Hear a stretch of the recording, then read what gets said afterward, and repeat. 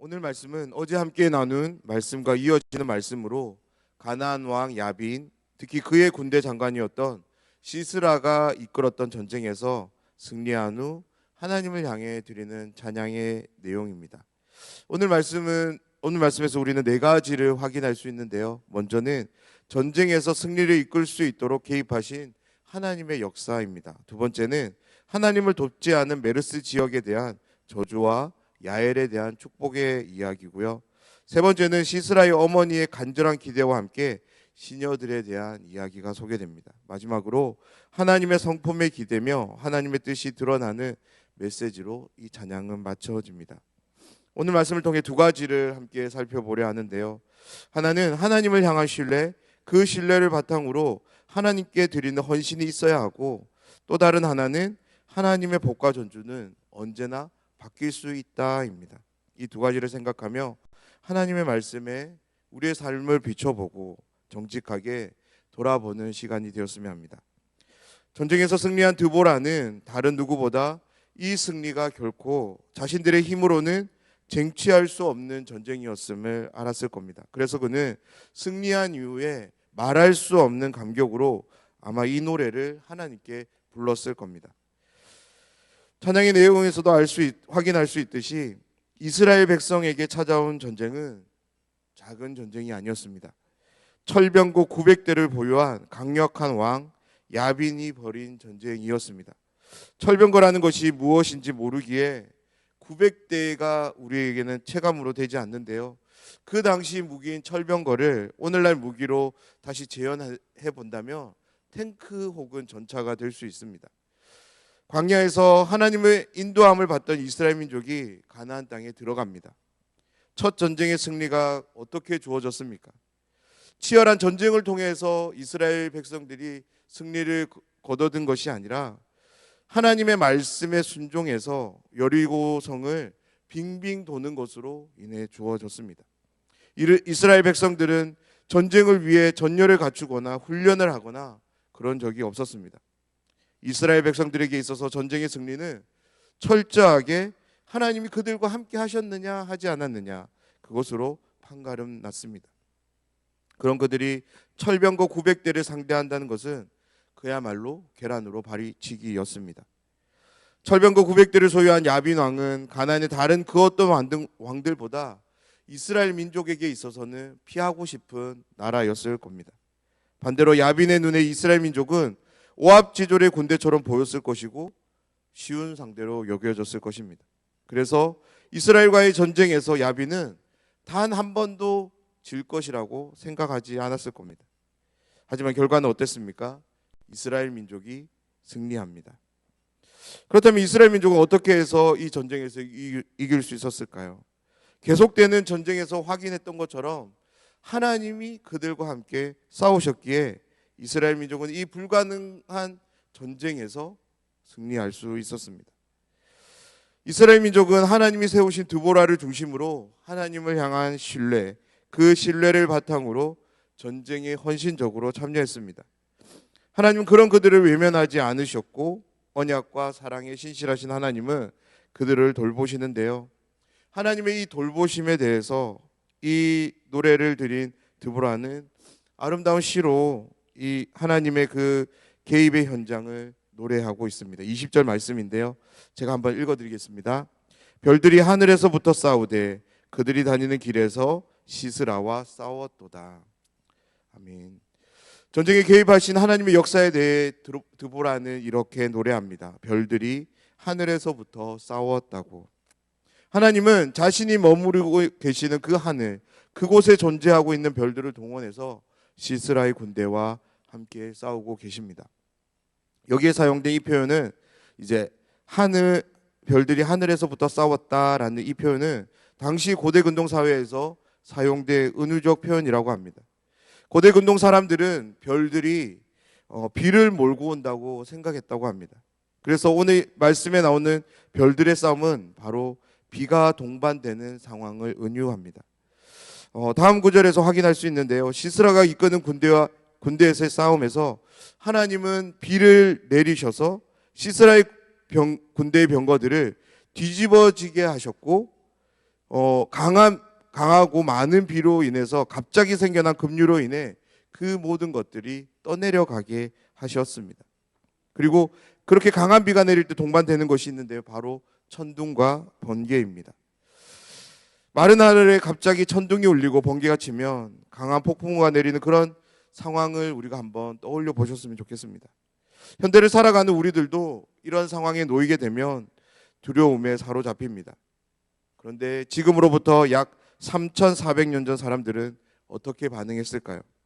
철저하게 자연에 의존해서 살아갔던 그들은 너무나도 자연스럽게 신의 강림으로 생각했을 겁니다. 그렇습니다. 그 전쟁에 정말로 참신이시고 유일하신 하나님께서 자연적 상황과 함께 그 전쟁에 참여하셨습니다. 그 개입을 통해 이스라엘 민족은 시스라가 이끄는 군대와의 전쟁에서 승리할 수 있었습니다. 사랑하는 여러분, 우리에게 주어진 일들을 하나님을 의지하며 최선을 다할 때, 헌신된 마음으로 그 모든 일들을 감당할 때 하나님 그곳에 함께 하십니다. 도움이 필요하면 도움을 주시고 능력이 필요하다면 능력을 부여해 주십니다. 사람이 필요하다면 하나님은 사람을 붙여주십니다. 기억해야 될 것은 우리에게 주어진 일들을 우리는 신실하게 믿음으로 감당해야 된다는 것입니다. 우리가 모든 일들을 완벽하게 소화내기를 하나님은 원하지 않으시고요. 그 모든 일들에 신실하게 믿음으로 감당하는 것을 하나님 우리에게 찾으십니다. 지금 내 모습을 한번 돌아보셨으면 합니다. 나에게 맡겨진 다양한 일들이 나의 손을 통해서 어떻게 처리되고 있는지를 한번 생각해 보면 좋겠는데요. 가정에서, 교회에서, 그리고 사회에서 감당하게 되는 그 모든 역할들에 대해서 먼저 나는 최선을 다하고 있습니까? 무엇보다 하나님을 의지하며 믿음으로 그 모든 일들을 함께하고 계신가요? 그렇다면 오늘 말씀과 같이 하나님은 우리의 모든 삶의 현장 가운데 도움으로 함께해 주실 줄 믿습니다. 하지만 적당히, 그리고 하나님보다 내 힘과 능력을 의지하며 일들을 감당해 가고 있다면 오늘 적당히가 아닌 다시 한번 우리의 마음을 추스려서 하나님을 향한 충성됨으로 나아가는 우리 모두가 되었으면 좋겠습니다.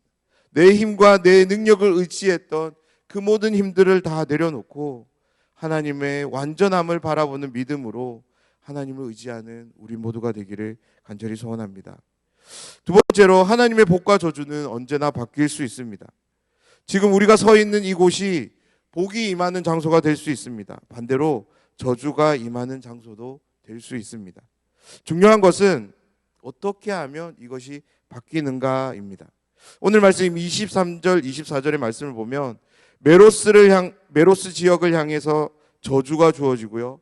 이방 여인 야엘을 향해서는 복이 선언됩니다. 사랑하는 여러분, 우리는 하나님의 복은 하나님과 관계된 사람, 즉 하나님의 백성들에게 주어지고 저주는 하나님의 백성이 아닌 사람들에게 주어진다고 쉽게 생각하는 경향이 있습니다. 그래서 내가 하나님의 백성이면 복 아래에 있다고 생각하기 쉽고 하나님의 백성이 아닌 사람들이면 저주 아래에 있다고 생각하기 쉽습니다. 물론 이 말이 맞습니다. 하나님은 하나님의 백성들, 하나님의 자녀들에게 복을 허락하십니다. 그런데 하나님의 백성들, 자녀들에게 복은 마냥 아무런 이유 없이 주어지지 않는다는 겁니다. 23절 말씀을 보면 여호와의 사자의 말이 나오는데요. 뭐라고 말합니까? 메로스를 저주하라고 말합니다. 그런데 한 번 말하는 것이 아니라 거듭이라는 강한 반복구를 사용해서 반드시 그 지역에 저주가 선포될 것을 강력하게 말하고 있습니다. 여기에 나오는 메로스는 지역을 의미하는데요. 정확히 어떤 지역인지 우리는 알 수 없습니다. 왜냐하면 이 지명이 그 성경 전체에서 여기에 딱 한 번 사용되기 때문에 여기가 어디인지 우리는 알 수 없습니다. 그런데요, 그 뒤에 나오는 말씀을 보면 왜 이 지역에 저주가 선포되는지는 확인할 수 있습니다. 메로스 지역이 정확히 어디인지는 모르지만 분명한 것은 그들은 하나님을 도와 전쟁에 함께해야 했던 사람들이었다는 것입니다. 하나님을 도와야 할 사람들이 그 행동을 하지 않자 하나님 그들에게 저주를 선언합니다. 그에 반해 하나님의 복과는 거리가 먼 이방 여인인 야엘을 향하여서는 이렇게 말씀합니다. 24절 말씀인데요. 제가 읽어드리겠습니다. 겐 사람 헤벨의 아내 야엘은 다른 여인들보다 복을 받을 것이니 장막에 있는 여인들보다 더욱 복을 받을 것이로다. 아멘. 야엘이 다른 여인들보다 복을 받을 수 있는 이유는 무엇입니까? 이방 여인이었음에도 불구하고 하나님의 편에 서서 하나님이 원하시는 행동을 했기 때문이었습니다. 하나님 편에 서 있어야 할 메로스는 그러지 않았습니다. 하지만 하나님 편에 서 있지 않아도 되는 야엘은 하나님 편에 서 있었습니다. 사랑하는 여러분, 하나님으로부터 주어지는 복은 오늘 지금이라고 하는 시점이 중요합니다. 내가 지금 신실했냐 안 했냐가 중요합니다. 내가 오늘 지금 선한 일을 했느냐가 이 복을 결정하는 당락이 됨을 꼭 기억하셨으면 좋겠습니다. 내가 지금 하나님을 전적으로 신뢰하고 내가 오늘 믿음에 일관된 행동을 가졌느냐가 하나님의 복이 나에게 임하게 되는 것을 결정짓는다는 것을 여러분 꼭 기억하셨으면 좋겠습니다. 버스나 지하철과 같은 대중교통을 이용하려면 우리는 요금을 내야 합니다. 만약 요금을 내지 않고 이용하려 한다면 그것은 불법입니다. 하지만 요금만 낸다면 우리는 얼마든지 자유롭게 다양한 대중교통 수단을 이용할 수 있습니다. 하나님과의 관계에서도 동일하게 이 원리가 적용되는데요. 오늘 그리고 지금 내가 하나님께 내 믿음을 지불하고 있느냐가 중요합니다.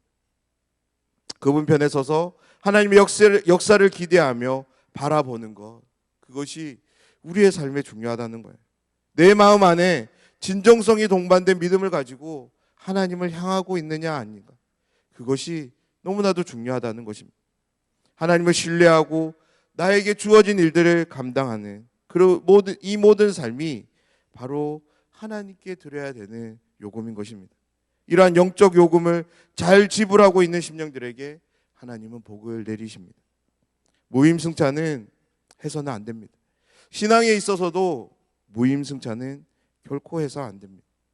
왜냐하면 영적 무임승차는 하나님과 나 사이에 아무런 관계를 만들어내지 못하기 때문입니다. 그런데 이것은 너무나도 중요합니다.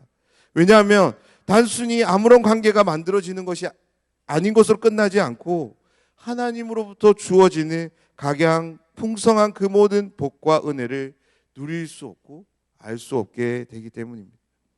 사랑하는 여러분, 나는 지금 하나님을 신뢰하는 가운데 하나님께 헌신된 삶을 살아가고 계신가요? 아니면 하나님이 아닌 다른 것을 붙잡음으로 인해 하나님이 아닌 다른 것에 헌신하는 삶을 살고 계신가요?